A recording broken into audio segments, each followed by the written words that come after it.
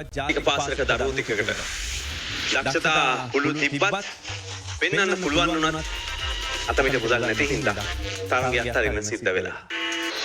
රත්නපුර දිස්ත්‍රික්කයේ දුෂ්කර ප්‍රදේශයක් වෙන කොළොන්නේ තියෙන කොළොන්න ජාතික පාසල තමයි මේ මෑතකදී තමයි මේ පාසල ජාතික පාසලක් බවට පත් කරලා තියෙන්නේ.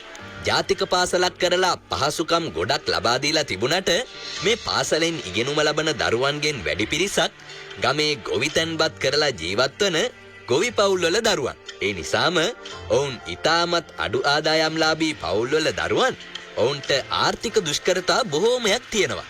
එහෙම වුණත් දරුවන්ගේ සහ ගුරුවරුන්ගේද කැපවීම මත අධ්‍යාපන මෙන්ම ක්‍රීඩා දක්ෂතාවයන්ගෙන් මේ පාසලේ දරුවන් ඉහළින්ම ඉන්නවා.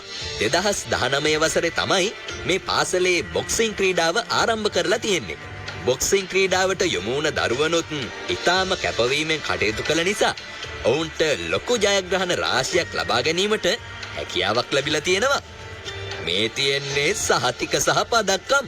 විශේෂයෙන්ම කඹුරුපිටියේ පැවති සමස්ත ලංකා බොක්සිං තරඟාවලියේ ක්‍රීඩකයින් 12ක් සහභාගී කරවලා ක්‍රීඩකයින් 8 දෙනෙක් විද්‍යාලයට පදක්කම් රැගෙන එන්න සමත් වෙලා තියෙනවා. ඇත්තටම ජාතික පාසලේ බොක්සිං ක්‍රීඩා කරන දරුවෝ ටික ගොඩක් දක්ෂ දරුවෝ ටිකක් ඉන්නවා. ජාත්‍යන්තර පදක්කම් ගේන්න පුළුවන් මට්ටමේ දරුවෝ ටිකක් ඉන්නවා. 2019 තමයි මම ඉස්කෝලේට මුලින්ම පත්වීම අරගෙන ඉන්නේ. බොක්සිං ක්‍රීඩාව මේ වෙනකොට ගොඩක් දුර ගමනක් ඇවිල්ලා තියෙනවා අපි. රටේ පවතින ආර්ථික තත්ත්වයත් එක්කම දරුවන්ගේ දෙමව්පියන් ඒ වගේම පාසල තියෙන තත්ත්වයත් එක්ක දැන් අපිට තරඟවල සහභාගී වීමට නොහැකි තත්ත්වයක් තමයි තියෙන්නේ. සමස්ත ලංකා ජාතික පාසල් බොක්සිං තරඟාවලියේ ස්ටබ්ස් කුසලාන තරඟාවලිය. අපි මේ තරඟය අත්හරින්න තමයි හැදුවේ. කොළඹ රොයල් මාස් බොක්සිං ඇරීනා එකේ තමයි මේ මීට් එක තියෙන්නේ. දින 4ක් නිසා සාමාන්‍ය එක දරුවෙකුට මං හිතන රුපියල් 10000ක් 12000ක් වගේ වියදමක් යනවා. මොකද කෑම බීම ඉඳුම් හිටුම් කියන දේවල් කොළඹ වගේ තදාසන්න ප්‍රදේශයක ගත්තාම වියදම වැඩි ඇත්තරම. වියදම දරන්නම බැරි තත්ත්වයක තමයි පාසල තියෙන්නේ. මොකද මේක ගොඩක් අය හිතනවා ඉතින් දැක්කම මේ ලොකු වස්ස ක්‍රීඩාංගණයක් තියෙනවා. මේ වගේ ලොකු දේවල් මෙතන තියෙනවා. මේ පාසලේ මුදල් වලින් කරපු දේවල් නෙමෙයි. මොකද රජයෙන් මේ දේවල් හම්බෙච්චා.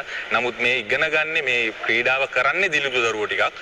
මේ දේවල් තිබුණා කියලා ළමයින්ට හොඳ ආර්ථික මට්ටමක් නැහැ. කුලී වැඩ කරලා එදා දවසේ එදා වේල හම්බ කරන් කන මිනිස්සු තමයි ඉන්නේ මේ කොළොන්න කියන ගම්පදේ සමහරකට සමහරව අහලත් නැතුව ඇති.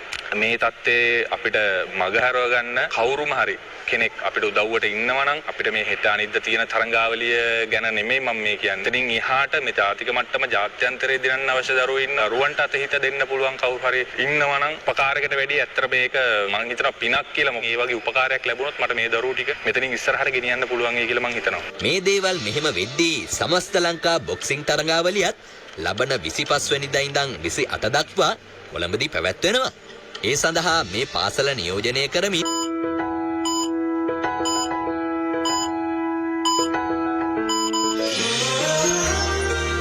මානව ධර්මතා අපෝ නිර්වචනය කරයි. බොක්සිං ක්‍රීඩාව සඳහා දක්ෂ දරුවන් 5 දෙනෙකු තේරිලා ඉන්නවා.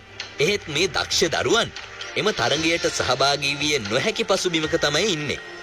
මේ පවතින ආර්ථික දුෂ්කරතාවයන් හේතුවෙන් දින 4ක් පුරාවට මේ දරුවන්ට වියදම් කරන්න අඩු ආදායම් ලාභී පවුල්වල දෙමාපියන්ට පුළුවන් කමක් නැති නිසාවෙන් අපිට තරඟවලට සහභාගී වෙන්න අවස්ථාවක් ලැබිලා තියෙනවා. ගොඩක් ජයග්‍රහණ ස්කෝර් ලබා දීලා තියෙනවා. ඒ වුණාට අපිට තරඟවලට සහභාගී වෙද්දී විවිධ ගැටලු වලට මුහුණ දෙන්න වුණා. ප්‍රැක්ටිස් කරද්දී හෙඩ් ගාඩ්, මවුත් ගාඩ් වගේ ඒ ස්කෝර් නැති වෙලා තිනවා. ඒ වගේ බොහොමයක් දුෂ්කරතාවලට අපිට මුහුණ දෙන්න වෙලා තියෙනවා. බොක්සිං මැච් එකේ මම ගෝල්ඩ් මෙඩල් එකක් ගහලා තියෙනවා. තව තියෙනවා සමස්ත ලංකා රිදී පදක්කමක් තියෙනවා. ටීවී ජය බොක්සිං මැච් එකේ මට තියෙනවා රිදී මෙඩල් එක. තව මම බලාපොරොත්තු වෙන්නේ ජාතික මට්ටමේ මෙඩල් එකක් ගන්න තමයි.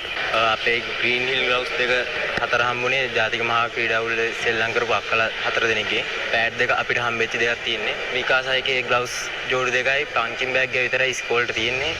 ඉතින් අනාගතයේදී රට රනින් බබලවන්න හැකියාව ඇති මේ දරුවන් ඔවුන්ගේ දක්ෂතාවයන් ජාතික මට්ටමින් උරගා බලන්නට සමස්ත ලංකා තරඟාවලියට ඉදිරිපත් වීමට කොළඹ යන්න මුදල් නැති නිසාවෙන් ජාතික තරඟාවලිය අත්හැරිය යුතුයිද?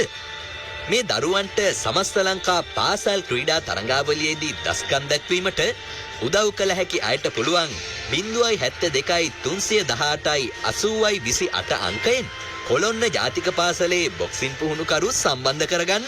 ඔබේ සහයෝගයෙන් ඔවුන් මේ තරඟයට සහභාගී වී ලබා ගන්නා සෑම ජයග්‍රහණයකදීම රටට වටින මැණික් උපදමන්නට ඔබත් සහාය වුණා නේද කියන ඒ හැඟීම ඔබේ සිත සතුටින් පුරවාවි කියලා ලෝකයා මතක් කරනවා.